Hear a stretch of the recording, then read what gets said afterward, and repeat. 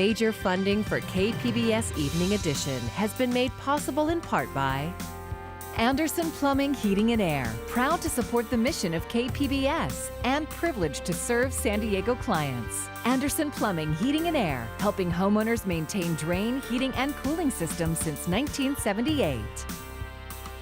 And by the Conrad Prebys Foundation, Darlene Marco Shiley, and by the following.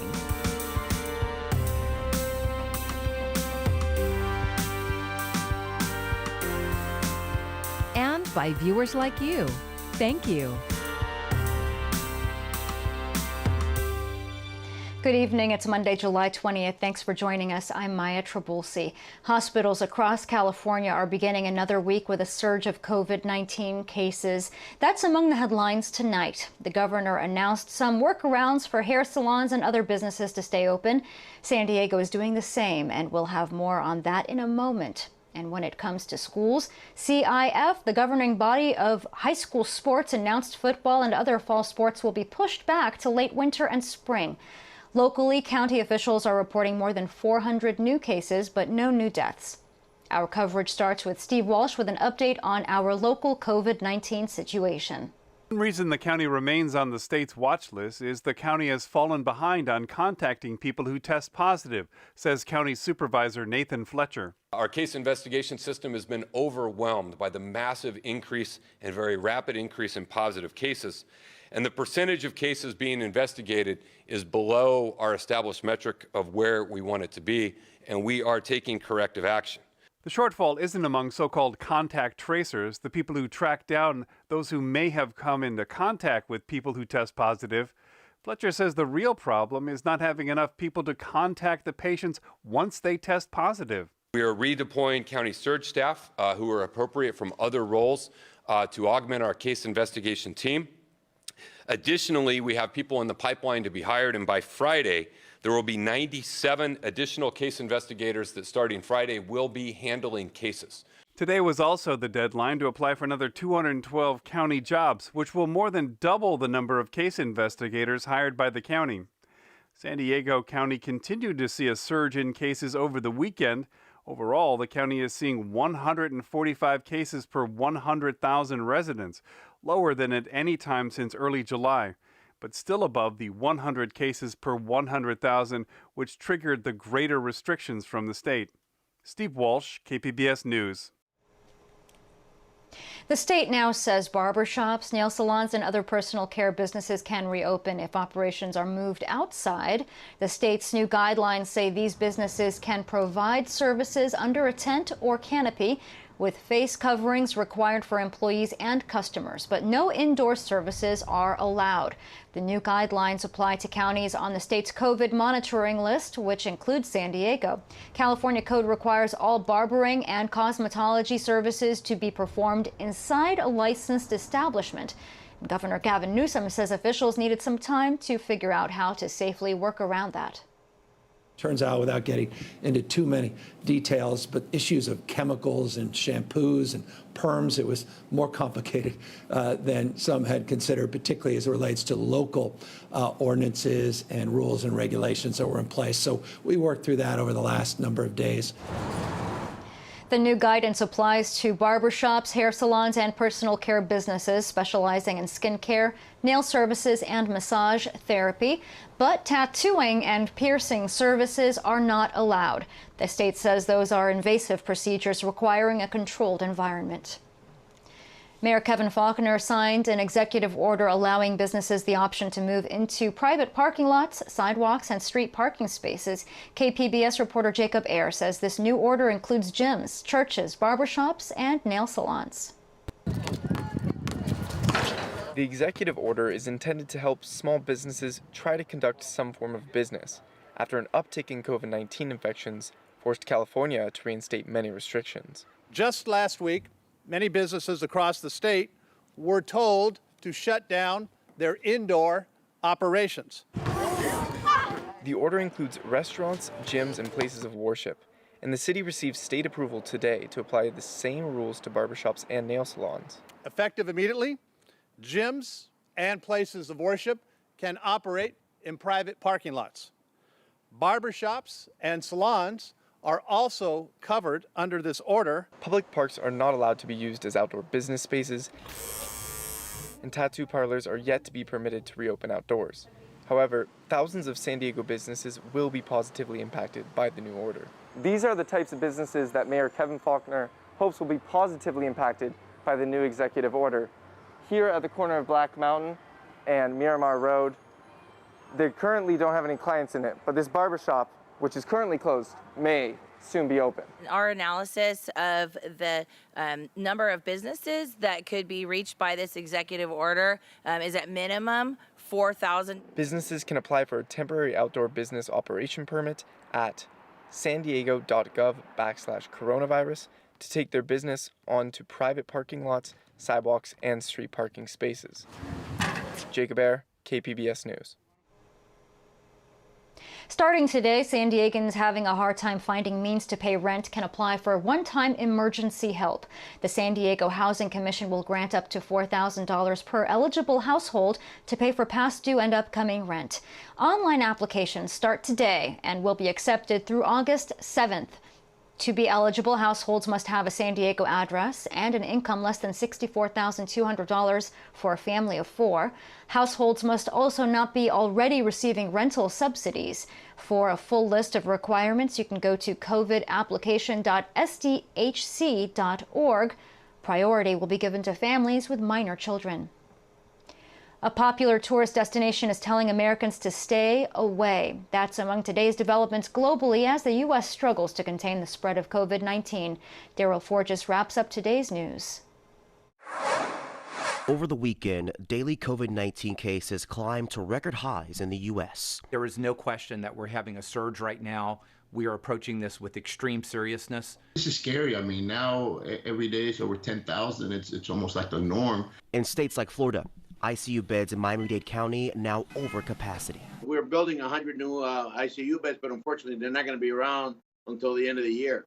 So really every day it's a matter of a challenge of how we make sure we do that. But that's with the current ICU beds. The surge in cases is so bad, the Bahamas, like the European Union, issued a travel ban for American travelers. Officials and health experts pleading to Americans to mask up. We are not trying to take away your freedoms when we say wear a face covering. We're not trying to take away your ability to go out when we say keep restaurant capacity under 50%. We're saying if we do these things, we can actually open and stay open. There is some promising news on the vaccine front. Preliminary results from a University of Oxford vaccine trial suggests it is safe and induce an immune reaction in adults 18 through 55 years old. It is just one of 23 different COVID-19 vaccines in clinical trials around the world. We're going to make sure that we have a vaccine by the end of the year for emergency use. Daryl Forges, KPBS News. And we will have more COVID coverage later on in this newscast, including a story about daycares and preschools with in-classroom learning on pause for the fall. Are we looking at a crisis in childcare? That's coming up. The U.S.-Mexico border is supposedly closed to anyone without essential reasons to cross. But KPBS reporter Max Rivlin-Nadler has found that in many cases, enforcement has been inconsistent and possibly discriminatory. The last time I had gone across the border was the first week of March. I was in Houston already. David Jones crosses the border regularly, but usually in a car. He's a chef who lives and works in Rosarito. Like many Americans in Baja, he's able to live there at the discretion of the Mexican government. After a trip to Washington, D.C. earlier this month, he was crossing on foot back to Tijuana when a Mexican immigration agent singled him out and told him he wouldn't be able to cross. Jones said he believes it's because he's black. I 100% believe it. There's just no other way to identify that when I know others who are not African American that were able to come straight through. So I was easily identifiable as an American. I can now give this spiel. Our government says if you're from America, you can't come across. Jones was eventually able to cross after telling agents that all his belongings were still in Mexico.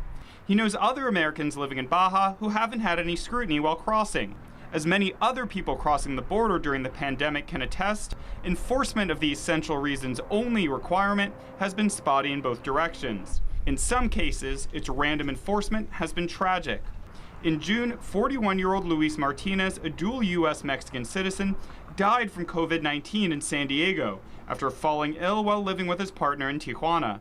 His partner, who had only weeks before given birth to their son, had a letter from Sharp Memorial Hospital saying she should be able to cross to see her husband.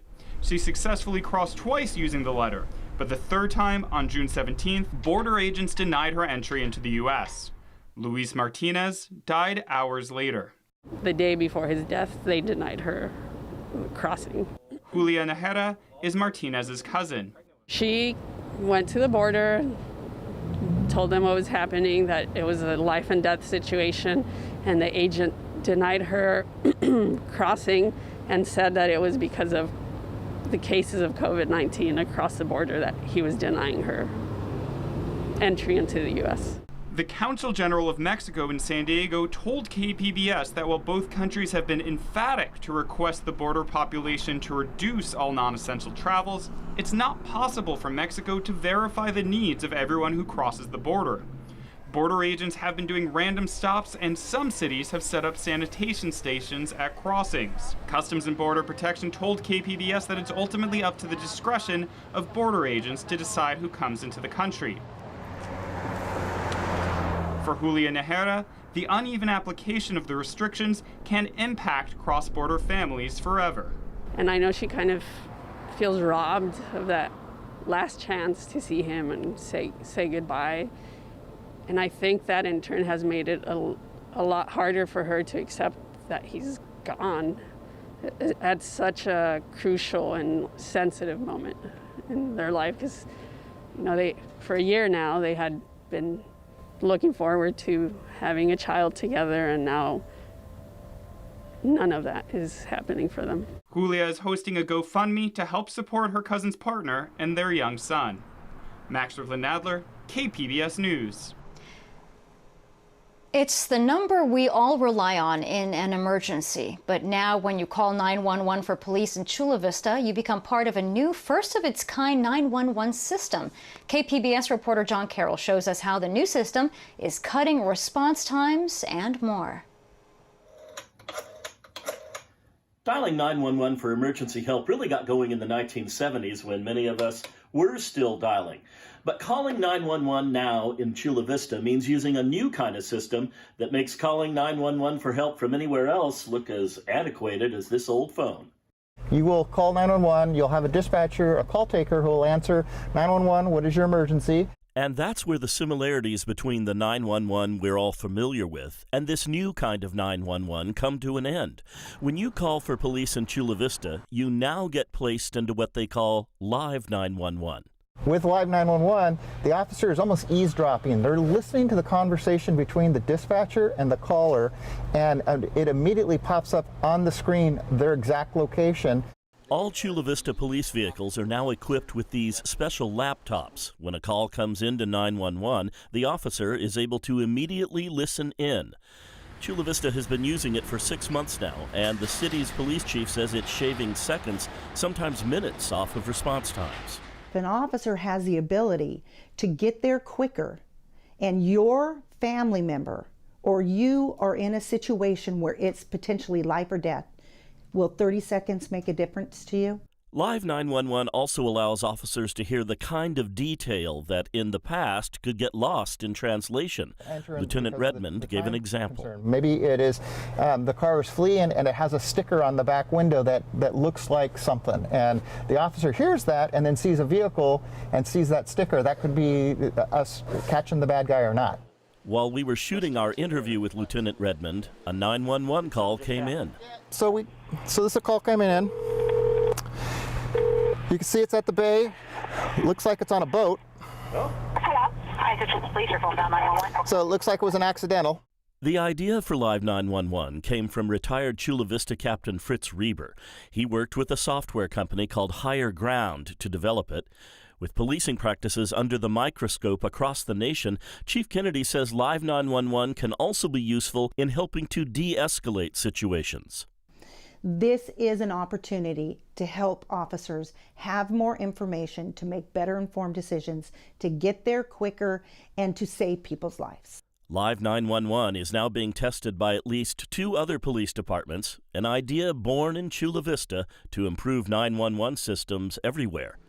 John Carroll, KPBS News.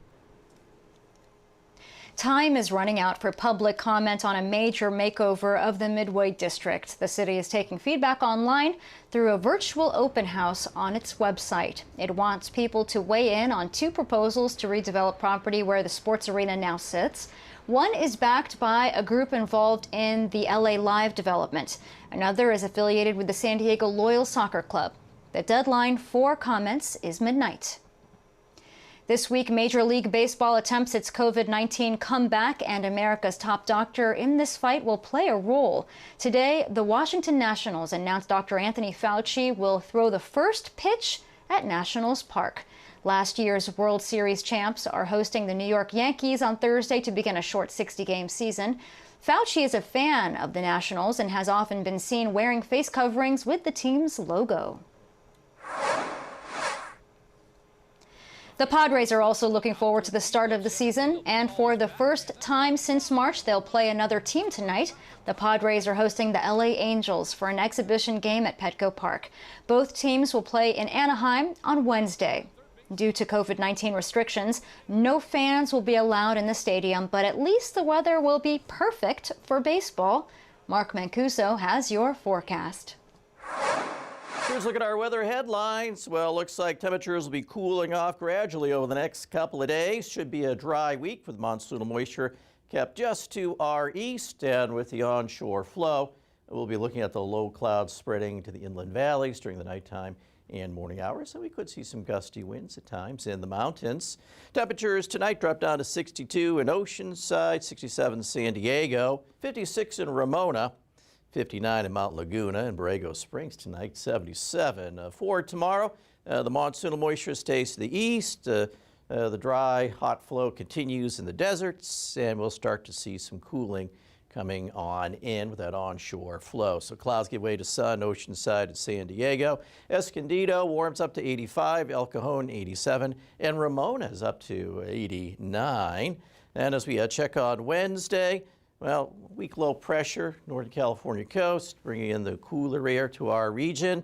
Typical July heat in the deserts and monsoonal moisture kept at bay, kept off to the east. Looking at our temperature trends, see how we'll be dropping through the week here. Lower 70s Thursday into Friday, and then gradually a little milder over the weekend. Inland Valley start with the clouds, then some sun, upper 70s here on Thursday. And as we head our way to the mountains, we should be dry here, and we'll see temperatures in the mid to perhaps even lower 70s and a bit breezy at times. Here in the deserts, well, it should stay dry. Temperatures trend down a little bit, plenty of sunshine expected through the week and into the weekend. So over the weekend, it looks like we could see temperatures creeping up just a bit. And for KPBS News, I am meteorologist Mark Mancuso. Time-lapse video shows a fire that's burning out of control in far northeastern California. The fire started Saturday near the town of Bieber. CAL FIRE is calling it the hog fire. More than 5,000 acres have burned in steep terrain. Some structures are threatened and evacuations have been ordered in the area. Friday night lights will have to wait. Fall football and other high school sports are being pushed back in California. The California Interscholastic Federation, better known as CIF, announced today that the fall sports seasons will start no sooner than December. It's the latest sign that schools will not return to normal anytime soon. Today's announcement applies only to the scheduling of sports like football, volleyball, and gymnastics. It will still be up to local officials to determine if it's safe enough to play. School campuses in San Diego will likely be closed in the fall, but what about daycares and preschools? Stayed open while others are just starting to. But as KPBS reporter Claire Tregeser reports, a child care crisis could be looming. It's so hard. I like to pin around. Randy Lum and his wife Abigail have struggled since the beginning of the pandemic to work from home while caring for their 2 young children. So they were eagerly awaiting the opening of their son's preschool at the beginning of July. You know, the closer it got, we're just like, okay, well, they said they're going to reopen, and it's like a couple days away, and we didn't get anything. Then the email arrived. the school wouldn't be able to open as expected. They were told to check back in September. Lum's predicament could become reality for many parents. KPBS surveyed 10 owners of preschools throughout the county, and all said their businesses have been decimated during the pandemic. 7 said they are in danger of going out of business permanently. There are a few reasons. First, many parents are scared to send their kids back to preschools.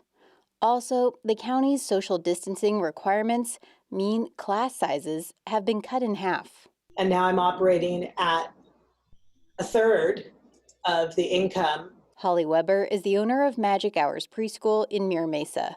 But my operating expenses haven't changed. The salaries and the overhead are still the same. Sally Chenoweth, the owner of Discovery Preschools in Oceanside, says the new reality means child care centers are full without really being full. We're bringing in about 60% of what we normally do, but our costs exceed that. The county had a significant shortage of daycare spots before the pandemic, and now many are worried that a full-blown child care crisis is unfolding that could sink a local economy already depressed by the coronavirus. The current moment looks bad, but the long term looks dire. Alicia Sasser-Modestino is an associate professor in economics at Northeastern University. She says because daycares and preschools operate under very slim margins, these restrictions, along with the short-term closures, are difficult to recover from. Parents were dealing with this paradox where if you are working from home, you're grateful to have a job, you're grateful to have that flexibility, and at the same time, you're just drowning in how hard this is to manage. She recently conducted a survey of 2,500 working parents about their childcare during the pandemic and found that 13% reported losing a job or reducing hours as a direct result of a lack of childcare. Now, there may be some help on the way. San Diego County is looking to spend an extra $25 million in federal funds on grants for existing preschools. Also, the state and county have begun to loosen restrictions on how daycares operate. Chenoweth, the owner of Discovery Preschools, says those changes would help, but still would not bring her business's balance book back into the black. And she doesn't think raising fees would help because there is only so much parents can afford to pay. The only way we're going to make up what's happening right now is we all have to double our rates. Double. I have to keep painting. You keep painting? Lum and his wife are still looking for a preschool for their son. Join the show day. He says they could stomach a small tuition increase. Even now, dentists, if you go to the dentist, they're going to charge you $20 PPE upcharge. But there would be a limit. But they say like, oh, well, it's going to cost 50% more, and be like, oh, well, that's a huge jump. Claire Tregesser, KPBS News. I'm Judy Woodruff. Tonight on the NewsHour, infection rates in the U.S. continue to break records as the president claims the virus will disappear. Coming up at 7 after Evening Edition on KPBS. Over the weekend, Congressman and civil rights icon John Lewis died. He had been battling cancer. In recent years, part of his legacy played out here in San Diego. In 2018, Lewis was featured in a KPBS One Book event for his graphic novel, March, inspired by his civil rights work in the 1960s. And then just last year, he was in San Diego for a special tribute by the U.S. Navy. Here's that story from KPBS reporter Matt Hoffman. John Lewis has dedicated his life to protecting human rights, securing civil liberties, and building what he calls the beloved community.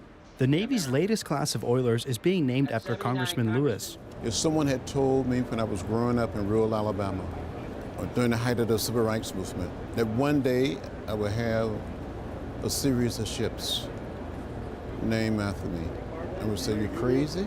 We'll get this started. The first ship in the fleet is named the USNS John Lewis and is sponsored by actress Alfre Woodard. So now it's time to put Congressman Lewis and Alfre Woodard to work. Monday, Lewis and Woodard were at NASCO shipyard for a keel-laying ceremony, formally kicking off construction. Lewis also welded his initials on a steel plate that will go on the ship. Fire the hole. Lewis hopes that when future generations see his name on the ship, they will look back at his fight for civil rights. And see what I tried to do as a teenager and in my 20s and my 30s to make America better and to make our world better. Hello, everybody. Lewis says the diversity of the crew building the ship is inspiring. They're black, they're white, they're Latino, they're Asian American, they're Native American. If people can come together and build a ship to travel the sea, why we can't come together as a people? Construction on the ship named after Lewis is scheduled for completion late next year.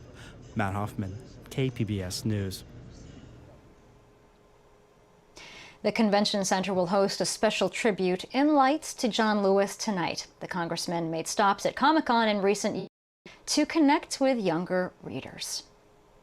And here's a look at what we're working on for tomorrow in the KPBS newsroom, a place for seniors to connect, especially during the isolation brought on by COVID-19.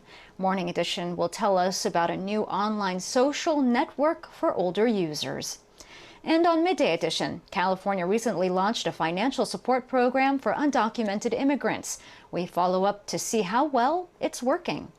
And as always, you can find tonight's stories on our website, kpbs.org/evening edition.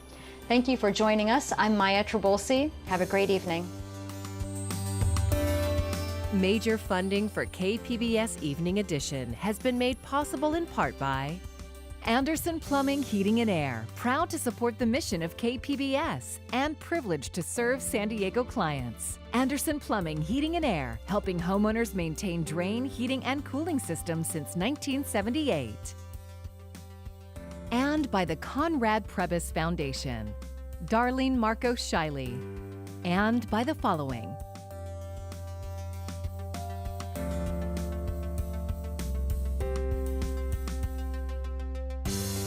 by viewers like you. Thank you.